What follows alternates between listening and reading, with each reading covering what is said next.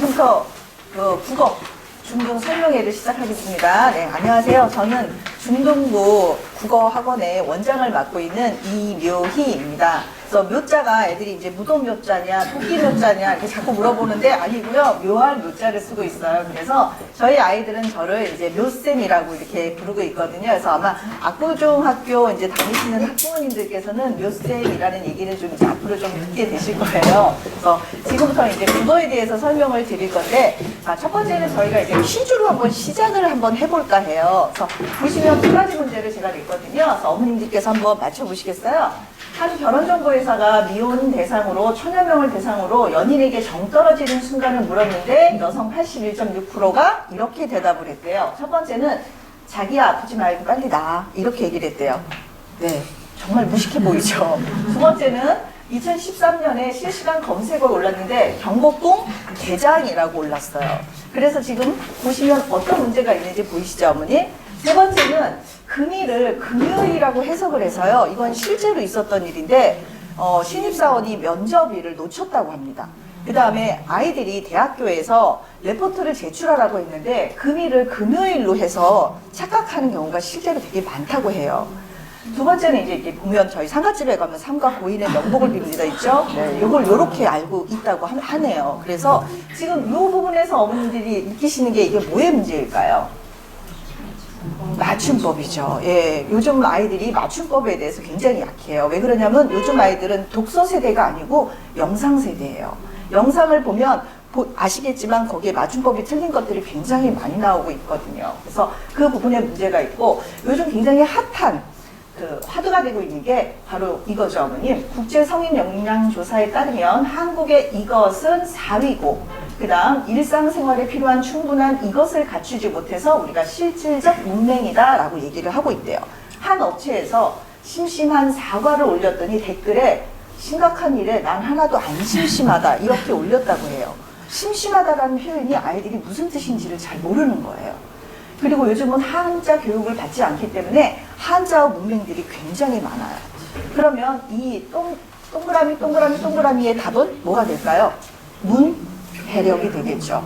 문해력이라는 건 뭐냐면 아이들이 글을 읽는데 그걸 글자로 읽는 거지 의미를 파악을 못하고 읽는다는 거예요. 그래서 이 문해력이 굉장히 심각한데 어머님들께서 아마 이런 얘기 많이 들으셨을 거예요. 상담하시 오시면 어머님들이 제일 많이 하시는 말씀이 요즘 수능은 국어가 좌우한다면서요? 그런 얘기를 많이 물어보세요. 그러니까 그만큼 정보가 많다는 얘기예요.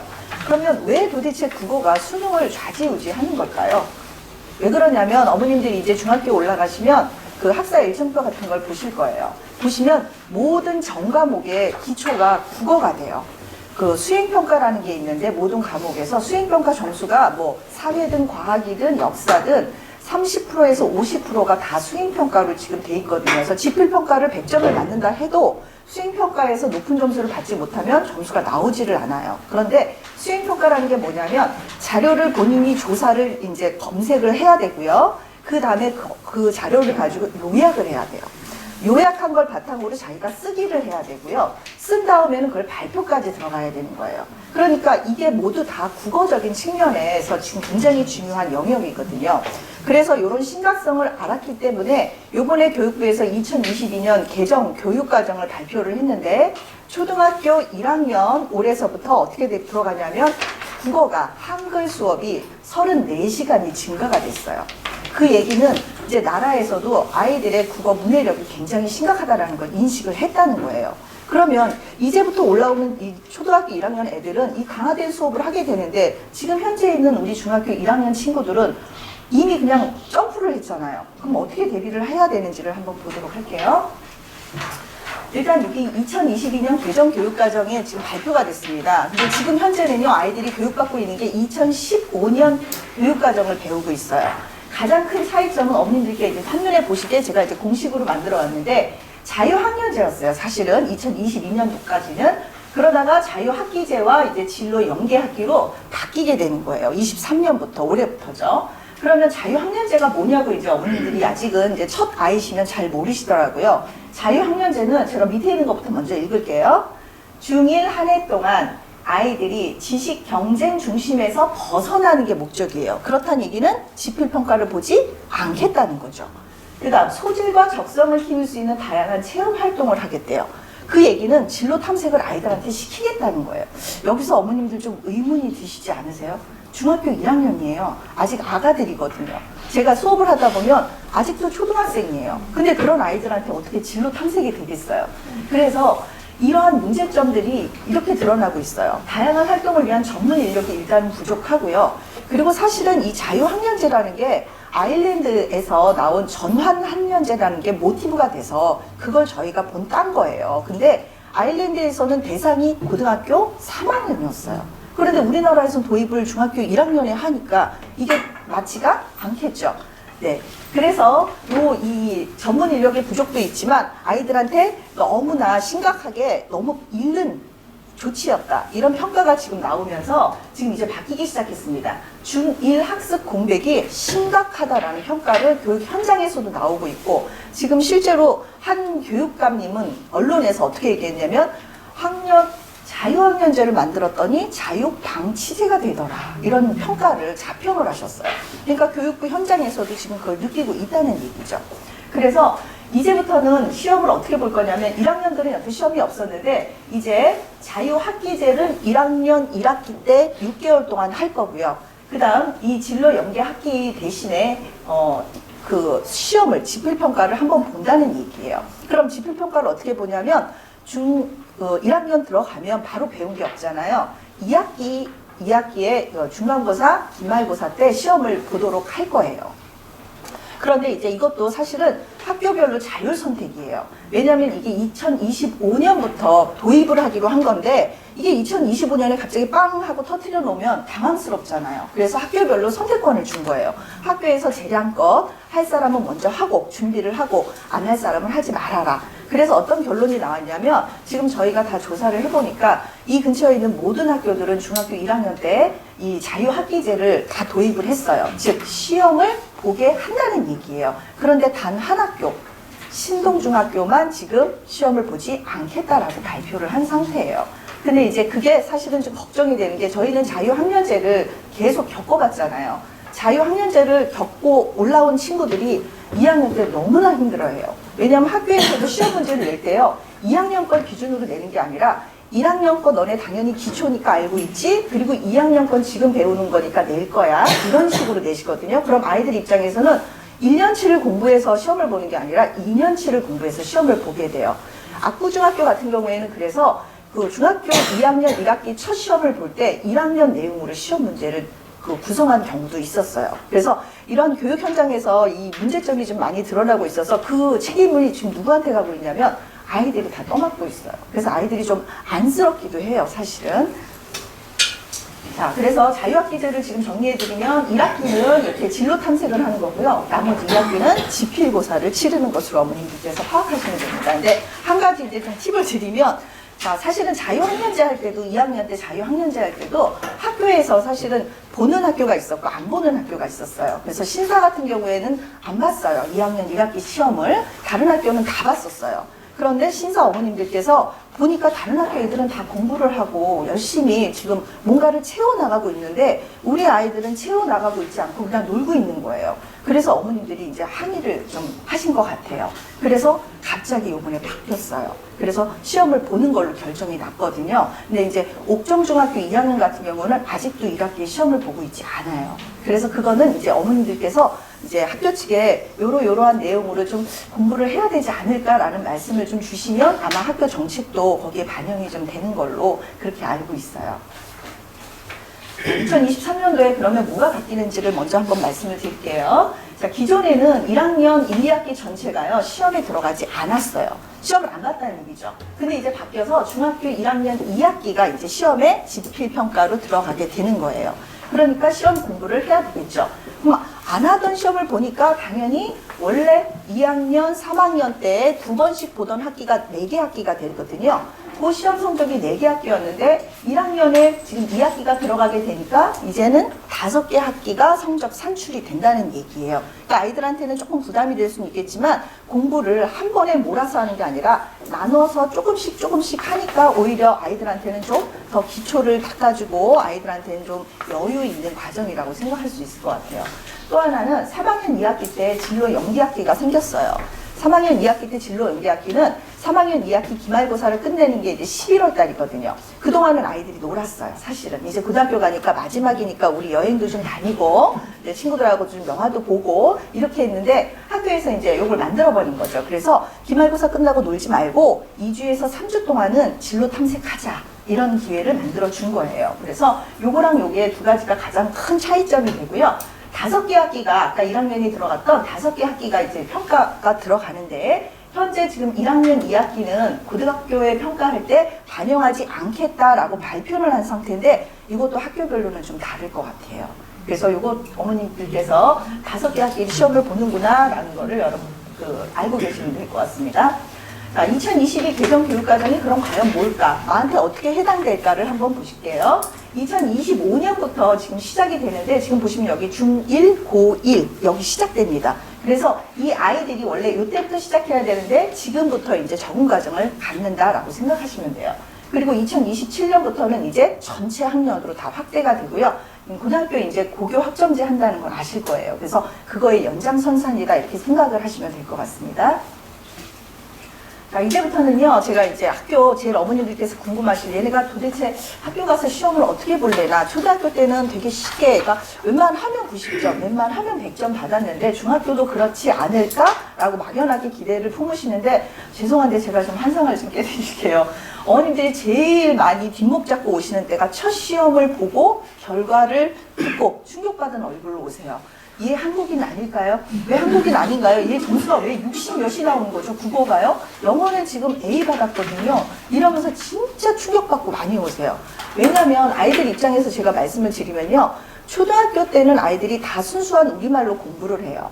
그런데 중학교에 올라오면요. 언어 자체가 완벽하게 달라져요. 예를 들어 너 반성했니? 그러면 반성이라는 말 대신에 성찰로 바뀌어요. 너 슬프지? 그러면 너 애상적이구나? 이렇게 바뀌어버려요. 그러니까 아이들 입장에서는 그게 모두 한자어거든요. 초등학교 때 배워보지도 않았어요. 어머님들께서 집에서 혹시 이렇게 아이들하고 얘기는 안 하시잖아요. 아가야, 아들아, 너 성적표를 엄마가 봤는데 너 좀 성찰 좀 해야 되겠다. 엄마가 네 성적표를 보니까 한이 생기는구나. 이렇게는 얘기 안 하시잖아요, 어머님. 그죠?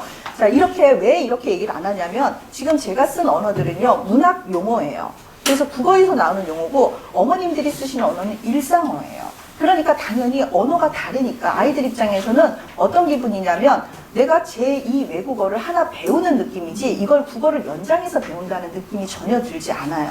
그래서 어머님들은 아이들하고 이제 충돌이 일어나는 게 왜 국어 점수가 이 모양이니? 그렇지만 아이들 입장에서 굉장히 억울해요. 배울 기회를 주지 않았는데 바로 넘어갔잖아요. 그리고 나서 이걸로 평가를 하자고 하니 아이들 입장에서는 되게 억울한 일이죠. 그래서 저희가 지금 압구정 중학교 2학년 걸 먼저 보여드릴 건데 이제 저희 출제 경영 분석 표를 이렇게 보시면 저희는 시험 본 당일날 이렇게 아이들한테 시험지를 받아서 제가 분석을 해서 어머님들께 당일로 발송을 해드려요. 그러면 어머님들은 뭐가 좋으시냐면 아이한테 물어보지 않으셔도 괜찮아요. 아이가 시험을 보고 왔는데 엄마가 어떻게 잘 봤니? 누구는 몇 점이래? 너는 어떻대? 이렇게 얘기하면요. 애가 갑자기 공부하기 싫어지고 네, 엄마하고 갈등이 생기거든요. 근데 저희가 이걸 이렇게 어머님들께 문자로 딱 당일날 보내드리면 평가가 이루어지세요. 그럼 어머님이 너는 어떻게 봤니? 그거 한마디만 그냥 물어보시면 될 것 같아요. 근데 이제 저희가 이걸 출제 경향 분석을 해드릴 때 이게 절대치는 아니에요. 왜냐하면 학년별로 담당 선생님이 달라지시거든요. 그래서 어떤 해는 어렵고요. 어떤 해는 쉬워요. 또 어떤 선생님은 어렵게 내시고요. 어떤 선생님은 또 쉽게 내세요. 그래서 아이한테 어떤 선생님, 어떤 학년을 맞느냐에 따라서 좀 달라진다라고 생각하시고 봐주시면 되고요. 압구중학교 같은 경우는 제가 이제 8년 차 지금 내신 대비를 하고 있거든요.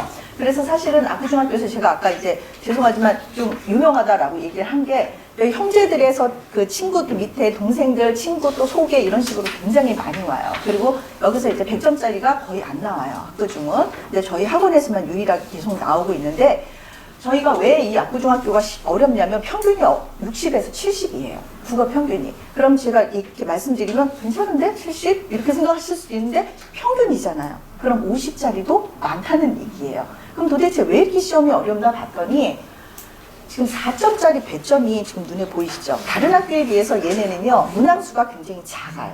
그러니까 하나를 틀리면, 두 개를 틀리면 그냥 바로 10점이 나가버리는 거예요. 거기다가 지금 얘네 학교는요, 아주 특별하게 서술형이 항상 20점씩이 들어가요. 중간고사, 기말고사, 중간고사, 기말고사. 그런데 그 서술형 문제가 그냥 주관식 단답형이 아니에요. 다 다음에 규칙은 무슨 규칙입니까? 네, 음절의 끝소리 규칙입니다가 다른 학교의 유형이라면 이 학교는 그게 아니라 예문을 주고 나서 이거에 해당되는 원리를 쓰라고 얘기해요. 원리를 쓰고 나서 네가 여기에 해당되는 예문을 제시해봐요. 굉장히 공격적이죠. 그러니까 이건 단순히 암기해서는 절대 풀 수가 없어요. 내가 이걸 정확하게 이해하고 학교에서 요구하는 핵심 단어가 들어가게끔 설명하지 않으면 점수가 나오지가 않아요. 그래서 아이들이 선생님 잘 썼어요 이러고 나와서 보면 100점이야? 100점이요 이러고 가면 나중에 보면 2점씩 3점씩 깎여 있어요. 근데 그건 이제 서술형 때문에 그런 일이고 그래서 100점 받기가 좀 어렵습니다. 예문을 한번 보여드릴게요. 자, 요게 아까 말씀드린 조건형 저희가 말하는 서술 문제예요. 이 조건형 서술형이 아이들한테 엄청 힘들어요.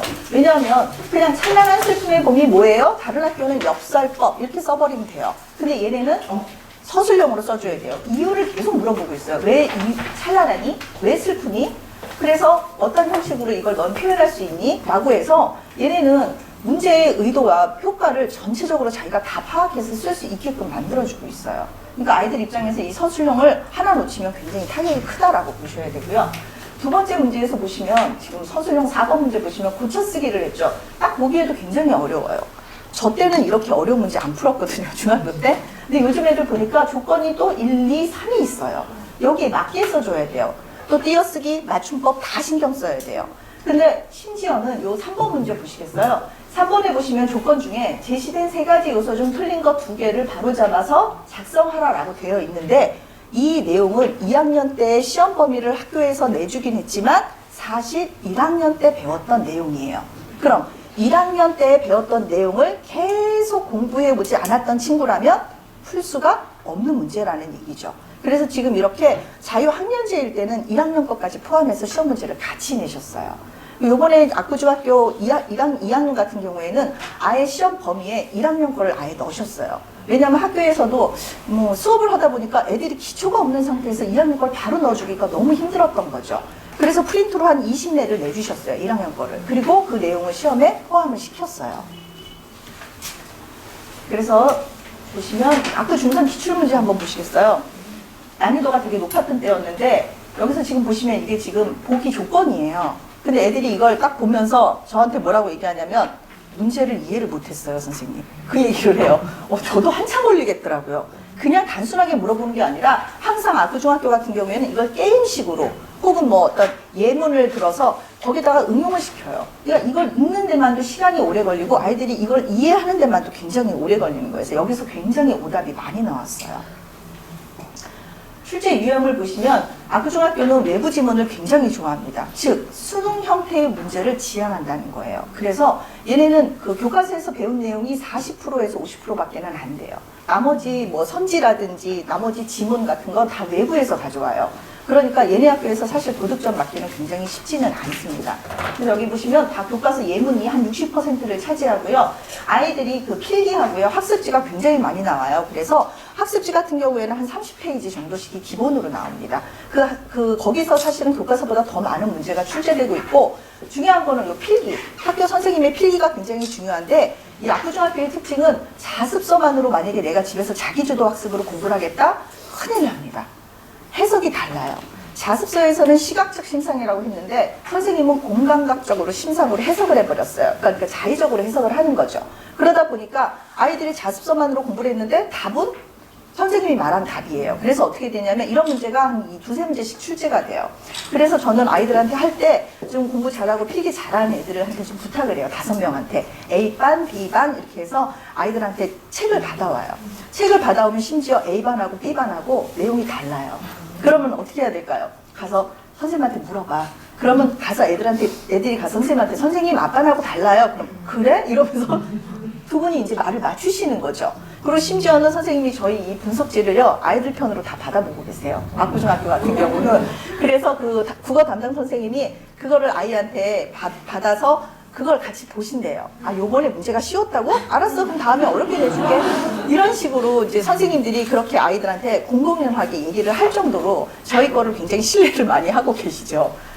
그래서 지금 이렇게 해서 보면 지금 압구중은 굉장히 지금 힘들고 사실은 이제 문법 같은 게 굉장히 공격적으로 나오고 조건제시형 서술문이 굉장히 어렵습니다. 그래서 여기에 대비를 좀 많이 하셔야 되고요. 저희가 이제 압구중학교는 사실은 저희 대표 학교라서 저희가 이제 많이 아이들을 60%에서 70% 이상 저희가 가르치고 있습니다. 그 다음은 이제 신사중학교 볼게요. 신사중학교가 원래 이렇게 어렵지 않았거든요. 근데 작년서부터 엄청 어려워지고 있어요. 보시면 어머님들 여기 교과서 외에 작품 15편을 출제하셨어요. 그러면 여기서 다 배우나요? 학교에서? 안 배우죠, 어머니. 학교에서 배우는 건 3편이에요. 그럼 나머지는 그러면 12편은 어떻게 내는 거냐면 불시에 돌발로 내시는 거예요.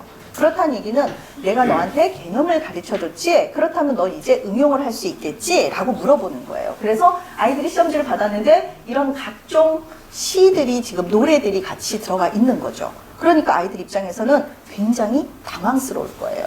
그래서 심지어는 이런 그 문제들 보시면 이 한민복의 비린내라는 배우지도 않았고 선생님이 낸다고 얘기도 안 했는데 단독으로 문제를 출제해서 변별을 이걸로 삼았고요.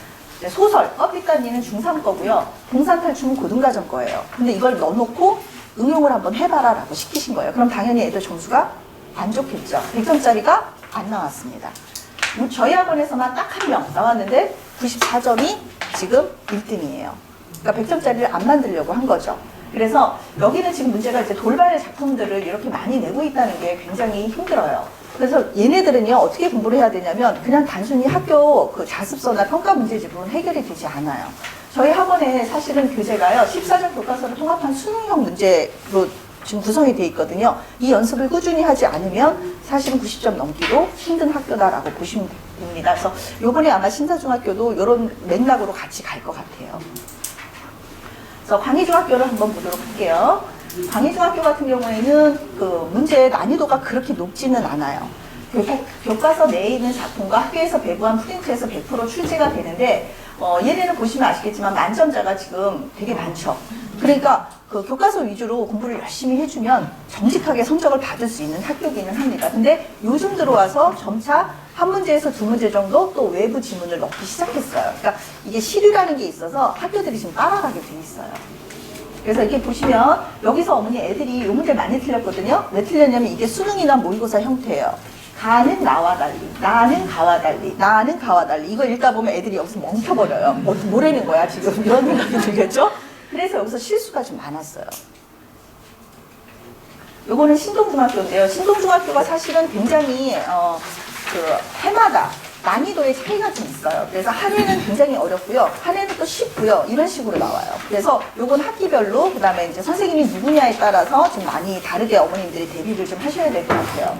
지금 여기서 보시는 것처럼 니은과 같은 감각적 신상이 드러난 것을 골라라. 근데 여기 나와 있는 선지들이요. 교과서에는 하나도 나와 있지 않은 외부 선지예요. 그러니까 아이들이 응용을 할 줄 알아야 된다는 얘기예요. 이제는 암기의 시대는 지났어요. 그래서 이제 다 응용이에요. 모든 학교가. 또 보시면 신동중학교는 지금 프린트와 외부 지문에서 출제가 되고 있고요. 여기 이런 단어들을 어머님들 되게 어려우시죠? 냉소적, 평면적, 풍자적, 우회적, 반동인물 이런 단어들 나오는데 이게 사실은 수능 용어예요. 수능에서 실제로 시험에 나오고 있는 용어들을 여기서 굉장히 많이 쓰고 있다는 얘기예요. 그 다음에 일반적인 문항과 소수의 최고난도 문항간 편차가 크다는 얘기는 이걸로 변별을 삼겠다는 얘기예요. 그래서 굉장히 어려운 문제를 한두 문제를 넣어서 이걸로 편차를 변별을 삼겠다 이런 의도가 여기서 보이고요.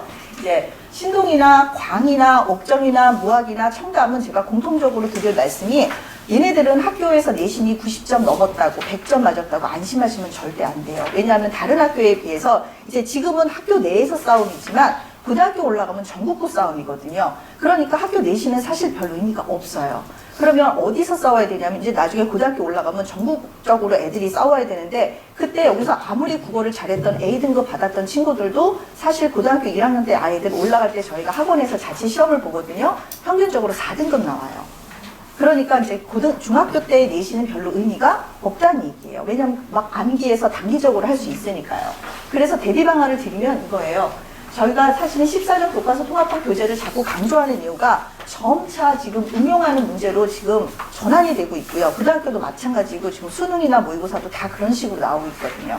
그래서 공부를 이렇게 해야지 내신 대비 위주로 딱 일종만 교과서를 하셔갖고는 고등학교 가서는 정말 싸움이 안 되거든요. 신구중학교를 보여드릴게요. 요즘 아이들 되게 문법 어려운 거 배우고 있죠? 네.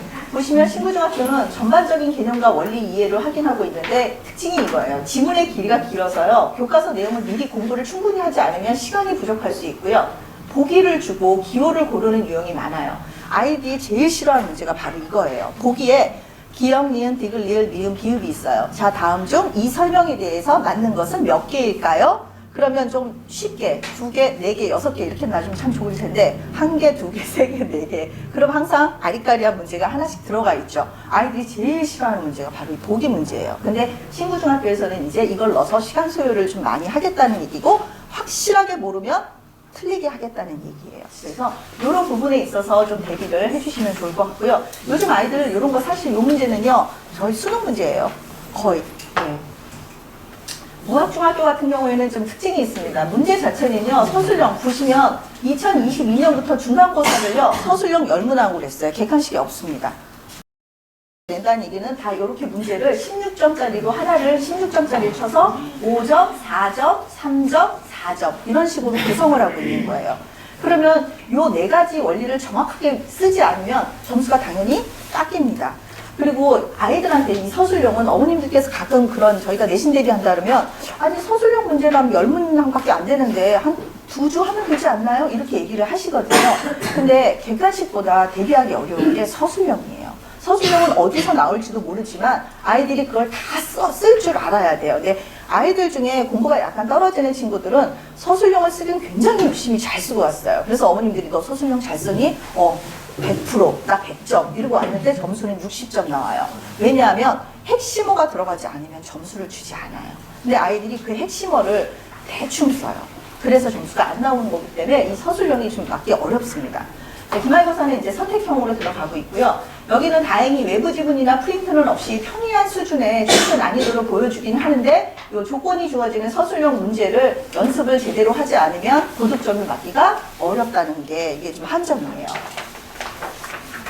자, 옥정중학교도 이제 무학이나 광의하고 비슷합니다. 그래서 이렇게 보시면 이것도 어머님들 보시면 수능식이에요. 거의 모의고사, 고등학교 모의고사랑 거의 똑같습니다. 그래서 옥정중학교 보시면 외부 지문보다는 교과서 학습지를 중심으로 출제되는데 지금 문제수가 30문제죠.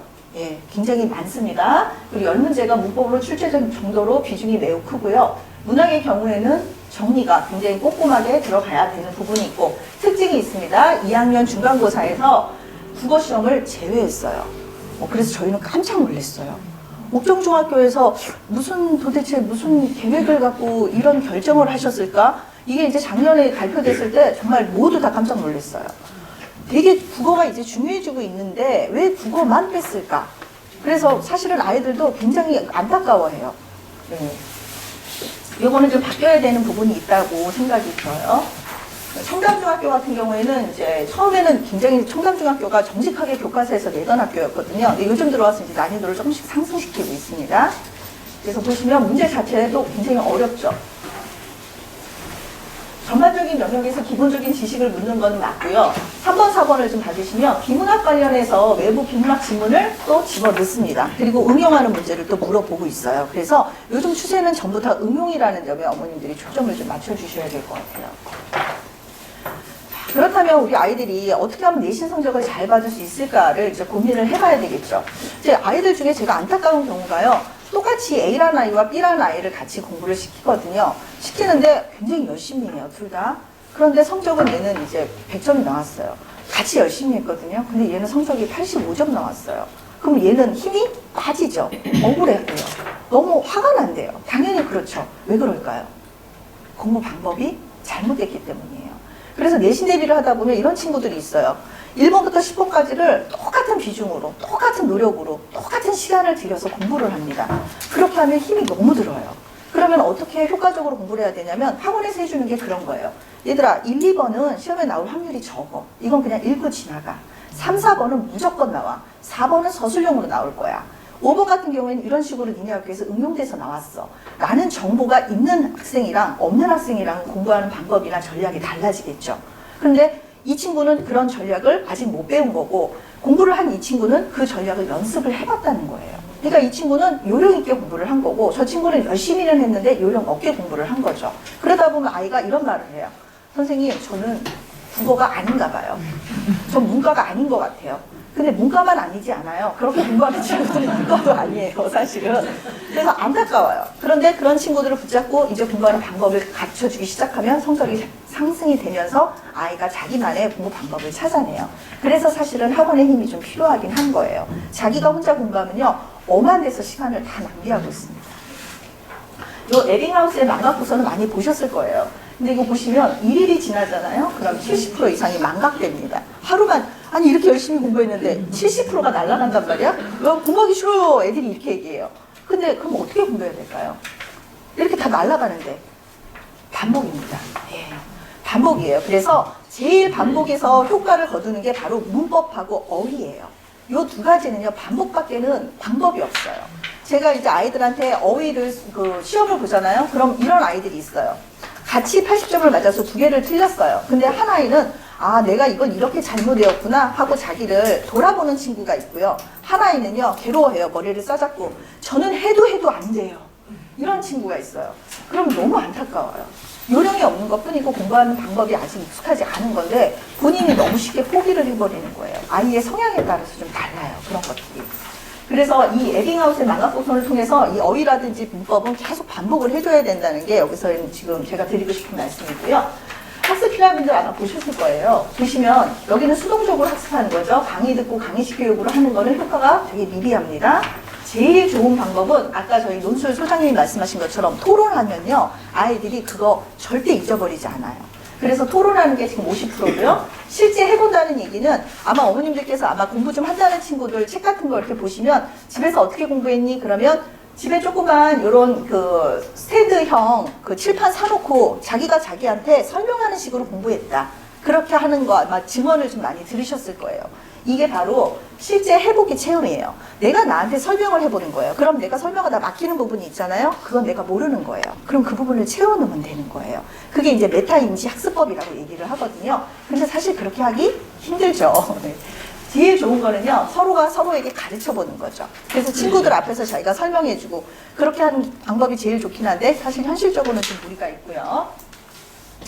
자, 그래서 저희 학원에서는 일단 11월에 예비중일 정규 수업을 이제 어떻게 진행하는지를 좀 말씀을 드릴 건데, 지금 이제 오신 분들 중에 저희가 현 초등학교 6학년 학부모님들을 모셨고요. 그 다음에 현 중학교 1학년 학부모님들을 같이 모셨어요. 왜냐면 2022년 개정교육과정에 두 분 다 해당이 되시거든요. 근데 지금 이렇게 보시면 요거는 이제 예비 중일 정규 수업이니까 올해 11월에 들어가실 현초6을 대상으로 제가 말씀을 드리는 거고, 지금 중학교 1학년 학생들도 저희 학원에 오면 이런 방식으로 수업을 하고 있는 거예요. 그래서 지금 이제 제가 아까 목록을 보니까 이제 지금 다니고 있는 재원생들 어머님들도 계시더라고요. 그래서 지금 국어랑 논술이 100분 100분 이렇게 수업이 진행이 되고요. 저희는 이 수업을 한 분이 진행하지 않고 크로스로 선생님들이 다르게 진행이 됩니다. 왜냐하면 아이들이 한 분이 진행이 되게 되면 전문성이 떨어지고요. 아이들 입장에서 좀 지루해요. 그래서 저희가 크로스로 진행이 되는데, 국어는 첫 번째로 오자마자 저희가 어휘 테스트를 봅니다. 이건 지난주에 저희가 과제를 내준 거고요. 두 번째는 복습 테스트를 10문제를 봐요. 그래서 이것도 지난주에 배웠던 내용을 하는 거예요. 아이들한테 이걸 하는 이유는 네가 그냥 한번 배우고 집에 가지 말고 복습을 다시 한번 하라는 의미예요. 그래서 성취도가 미달자가 나오면 다시 남아서 귀찮지만 30분 동안 하고 가야 됩니다. 근데 아이들이 굉장히 싫어해요. 친구들 가는데 나 혼자 남잖아요. 굉장히 모욕감으로 느껴요, 그거를. 그래서 이거가 사실은 교육적 효과가 굉장히 높고요. 세 번째는 이제 저희가 비문학이 요즘 불수능의 원인이라고 하는데, 요거 이제 빠작이라는 교재를 쓰는데 요걸로 과제를 내줘요. 그래서 아이들이 중심 문장을 찾아갖고 오면 선생님이 그게 맞는지, 그리고 이 문제는 어떻게 푸는 건지, 이런 것들을 중심으로 해설을 좀 해주고요. 해당 주차에 이제 수업이 진행이 됩니다. 그리고 나서 이제 논술로 이제 크로스가 되면 여기도 마찬가지로 책을 읽어왔는지를 저희가 체크하는데 이걸 왜 하냐면 요즘 아이들이 시간이 없어요. 중학교 올라가면요. 전과목 수행평가가 한꺼번에 막 몰아닥치거든요. 아이들이 책 읽을 시간이 없으니까 인터넷에서 줄거리 찾아갖고 읽는 아이들이 있어요. 그러면 어머님들은 아이들 책 읽히라고 보냈는데 시간 버리고 노력 버리고 너무 아깝잖아요. 그래서 그걸 방지하기 위해서 독서 테스트를 보는 거예요. 근데 어렵게는 안 내고 내용 확인 위주로 냅니다. 그래서 요거를 만약에 이제 못하는 친구들은 또 남아서 30분 동안 저희가 다시 한번 공부를 좀 시키고 가고요. 그래서 수업이 이렇게 진행이 되고 있고요. 저희 그 교재를 좀 말씀드릴게요. 어휘 테스트를 저희가 이걸로 보고 있습니다. 어휘 테스트를 보는데 사자성어부터 지금 이렇게 사회적 개념까지 들어갔는데 요즘 아이들 어머니 혹시 어휘 공부하는 거 보셨어요? 요즘 아이들 사자성어 같은 건 수능이나 모의고사나 중학교에서 내신에서 굉장히 많이 나오거든요. 요즘 아이들 이렇게 외워요. 경고망동을 저 때는 이렇게 뜻과 의무로 외웠거든요. 그래서 이해했어요. 이게 무슨 뜻인지. 그래서 여기 보면 뭐 이렇게 뜻이 나와 있죠. 의미가 나와 있죠. 이렇게 외웠는데 요즘 애들은 경고망동, 경고망동, 경고망동 이렇게 외우고 다녀요.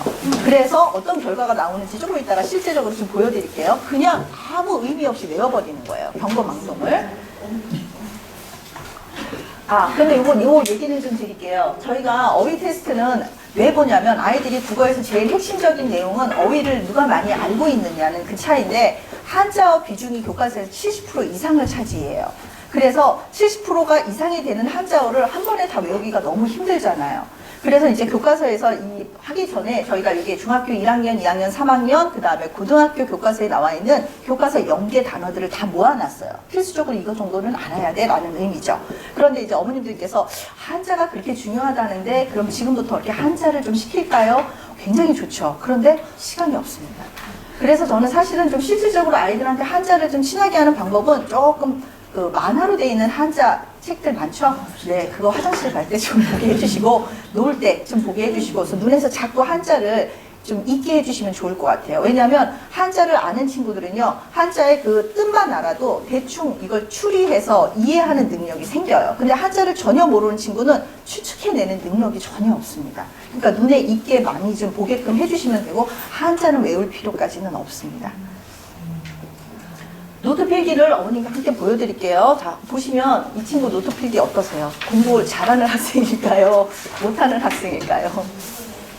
남학생일까요? 여학생일까요?를 먼저 여쭤볼게요.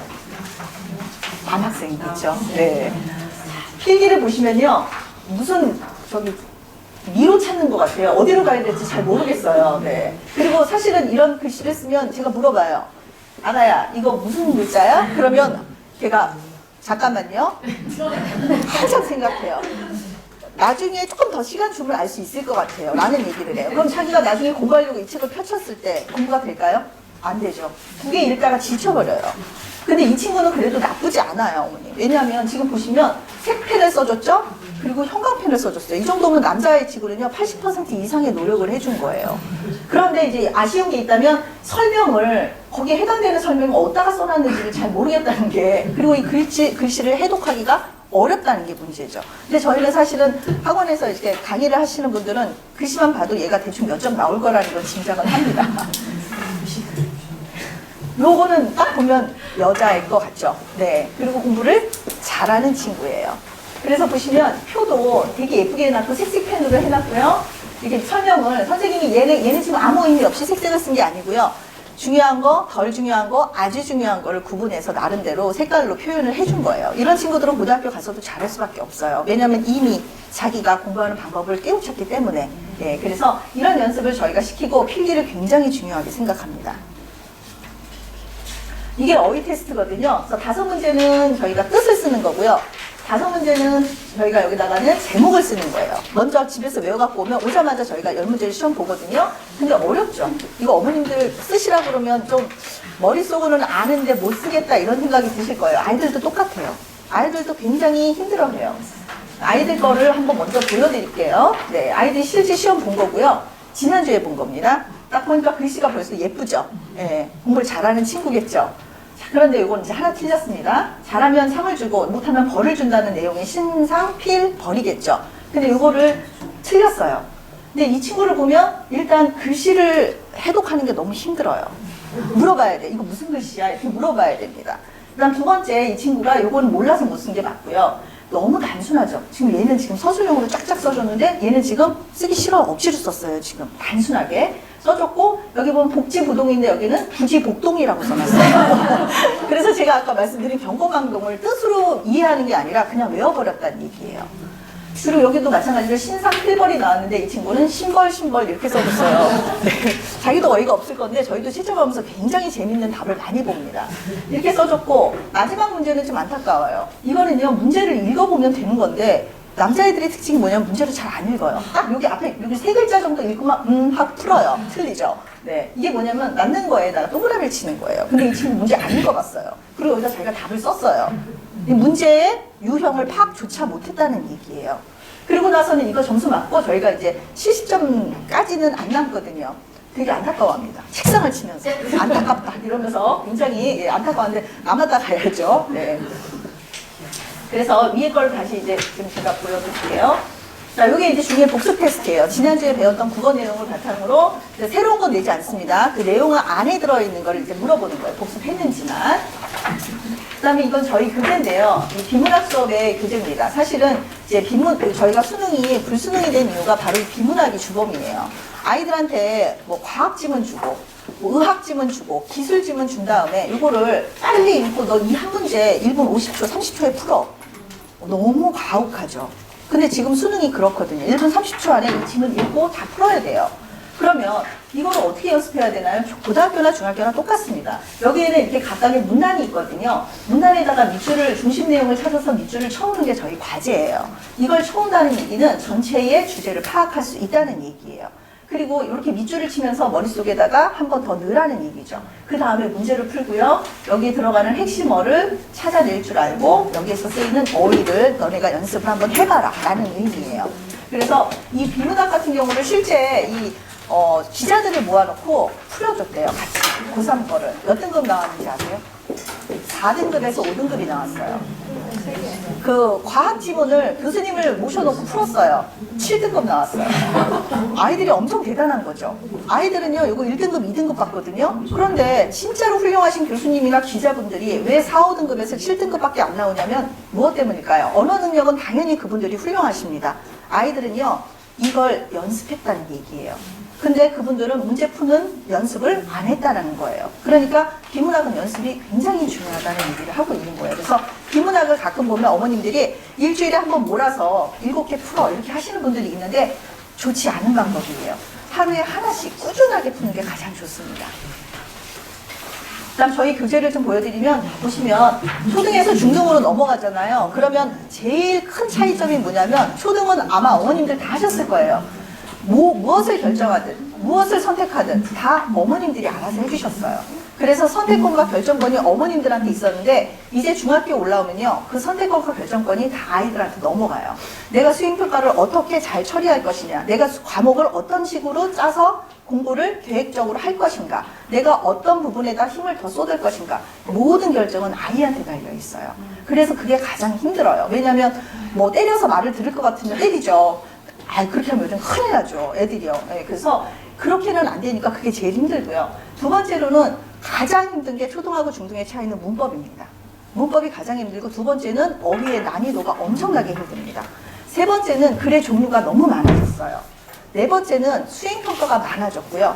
다섯 번째는 서술형 문제가 너무 어려워졌습니다.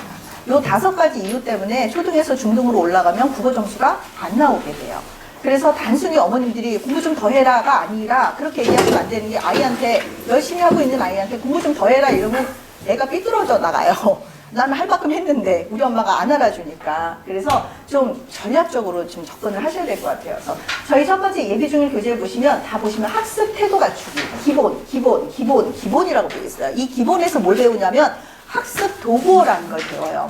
그래서 보통 저희가 말하는 개념어라고 얘기하죠. 감정이입법이랑 뭐 객관적 상관물이란 이런 어려운 말들을 여기서 지금 다 배우게 되는 거예요. 그래서 예문을 제가 한번 보여드릴게요. 저희 교재를 보면 첫 번째 이거 배웁니다. 초등학교 때 줄거리라는데 중학교 올라오면 산문으로 바뀌고요. 권유하는 문장이 청명문으로 바뀌어요. 말 자체가 다 지금 한자어로 바뀌고 있죠. 그래서 이거를 익히는 게 가장 첫 번째고요. 두 번째는 자 저희 교재를 한번 볼게요. 아이들이 이걸 딱 교재를 펼치는 순간 선생님 이거 외계어예요. 이렇게 얘기를 합니다. 왜냐하면 감각적이래요. 성격이 낭만적이래요. 주제는 봄하늘에 대한 동경과 예찬이래요. 그 다음 여기 보시면 직유법, 은유법, 의인법이 쓰여 있고 울림 소리를 썼대요. 아이들이 초등학교 때 이런 단어 한 번도 경험해보지 못했습니다. 얘네들은요 바로 그냥 수영을 가르쳐주지 않은 상태에서 물속에 집어넣고 수영해봐 이런 심정이에요. 막막하죠. 힘들죠. 그럴 때 어머님들께서 좀 같이 나침판이 돼주셔야 되고 어머님들께서 응원 단장이 좀 돼주셔야 돼요. 너 왜 이거밖에 못했니는 학원에서 할게요. 어머님들께서는 좀 칭찬과 격려 위주로 좀 많이 해주세요. 아이들 너무 힘들어요. 그래서 이걸 보면 낭만적이 뭐예요? 뭐니? 몰라요. 너 로맨틱한 걸 알아? 알아요. 이렇게 다 하나씩 다 풀어줘야 돼요. 감각이라는 것도 저희가 시각, 미각, 후각, 촉각 이런 걸 감각이라고 얘기하고요. 동경이 뭔지를 모르니까 문제를 못 푸는 거예요. 제가 어머님께 그 질문을 드려도 아마 딱히 대답 못 하실 거예요. 아이들도 똑같아요. 예찬이라는 단어를 몰라서 문제를 못 풀어요. 이런 이 언어조차도 사실은 굉장히 어려운 언어들이에요. 아이들이 이런 걸 알겠어요. 돌담이라는 말이라든지 이런 것들이. 그래서 아이들의 발목을 잡는 건 어휘예요. 그래서 처음에 어휘 연습을 많이 시키는 게 굉장히 중요하고요. 저희가 그래서 이제 예비중학교 1학년 방학 특강표를 준비했는데 요거는 지금 현 중1 대상으로 하는 게 아니라요. 현 초6 대상으로 합니다. 근데 이제 제가 전화를 몇 통 받았어요. 현 초6 어머님들께서 초등학교 6학년인데 뭐 벌써 이걸 시켜야 되나요? 이렇게 얘기하시는데 이런 개념으로 이해해 주셨으면 좋겠어요. 제가 링에 올라가서 누군가와 싸워야 되는데 그 싸우는 대상이 라이트급인지 미들급인지 헤비급인지 모르고 올라가요. 그러면 얻어맞고 내려오겠죠. 그러니까 적어도 내가 상대하고 있는 사람이 누구인지는 알고서 올라가자는 의미로 저희가 지금 초등학교 6학년 대상으로 이 프로그램을 만든 거예요. 그래서 지금 이 국어 쪽은 저희가 문학하고 품사를 진행을 할 예정이고요. 요거는 이제 6주 과정, 즉 6회로 진행이 됩니다. 2시간 수업을 할 거고요. 요 문법은 중학교 1학년 내신에 들어가는 가장 기본이 되는 품사 위주로 들어갈 거고요. 문학은 아까 말씀드린 학습 도구어, 개념어 위주를 배우고 그다음에 작품에다 적용시키는 연습을 해볼 겁니다. 그래서 토요일날, 일요일날 이렇게 두 반이 지금 개설이 되어 있고요. 논술 같은 경우는 아까 소장님이 말씀하셨던 그 아날로기아 논술을 지금 수업을 하는데 제가 지금 이 아날로기아 논술 수업을 하고 있거든요. 아이들이 너무 재밌어요. 시간이 2시간이 순삭한대요. 아이들이. 예. 그래서 요거는 이제 토요일날 요 시간대에 저희가 개설을 해놨으니까 참고하시면 될 것 같습니다. 그래서 개강일은 지금 7월 1일부터 8월 12일까지고 이 주간은 여름 휴가 주간이라서 저희가 뺐습니다. 여행 다녀오셔야죠. 중1 정규시간표고 현 지금 중1 이제 대상으로 하고 있는데 지금 보시면 저희가 많이 열어놨는데 지금 거의 다 마감이 지금 다 되고 있어요. 그리고 나머지 반들도 지금 한 2명, 3명 정도 위주로만 남아있어서 왜냐면 이번에 시험이 생겼다라는 걸 어머님들이 다 알고 계시기 때문에 이 시험에 대해서 어머님들이 굉장히 걱정을 많이 하시고 있는데 저는 감히 말씀드리건데 걱정하셔야 돼요. 왜냐하면 중학교 1학년 국어 첫 시험이잖아요. 이게 중학교 3학년 내내 시험 성적을 결정합니다. 자기가 자기한테 낙인을 찍어버려요. 내가 처음에 90점, 100점 나왔잖아요. 나 국어 잘하네? 잘할 수 있네? 자신감이 생겨요. 그러면 문제 풀 때 국어는요. 수학이나 영어처럼 정답이 딱 떨어지는 과목이 아니에요. A까지해요. 그랬을 때 애들이 자신감 없이 들어가는 친구들은요. 아는 문제도 헷갈려해요. 근데 내가 자신감이 있잖아요. 그러면 딱 보여요. 답이. 그런 자신감이 국어에서는 굉장히 중요한데 이렇게 아이들이 그거 없이 만약에 들어간다. 그래서 내가 첫 시험인데 70점을 받았다? 첫 시험인데 80점밖에 못 받았다? 그러면 아이들이 나 국어과 아니네? 문과 아니네? 이런 생각을 해요. 근데 문과 아니면 이과나 또 힘들어요. 아까도 말씀드렸다시피. 왜냐하면 공부하는 요령이기 때문에. 그래서 그 부분을 이제 어머님들께서 이제 양해를 해주시고 아이들한테 이렇게 시험을 조금 저는 이렇게 시험 대비용이라고 하기보다는 정규 과정을 좀 강조를 해드리고 싶어요. 제가 통계적으로 말씀드리면 중학교 때 저희가 했던 그 내신만 대비했던 친구들이 고등학교 올라가서 등급을 받아오거든요, 어머니. 그럼 걔네들 3, 4등급이 제일 많아요. 내신만 했던 친구들은. 그런데 정규 과정을 꾸준히 했던 친구들은 1, 2등급짜리가 진짜 통계적으로 많아요. 그건 내가 그만큼 시간을 투자하고 노력을 투자한 데 대한 대가예요. 그래서 그 부분에 있어서 어머님들이 한 번에 몰아서 이렇게 시켜주지 마시고 고등학교 때 지금부터 이제 천천히 힘을 좀 배분을 해주시면 좋을 것 같습니다. 네, 자 여기까지 저희가 설명회를 마치도록 하겠습니다. 제가 뭐 혹시 궁금하신 사항이 있으시면 질문에 이제 응답하는 시간을 따로 좀 갖도록 하겠습니다. 네, 감사합니다.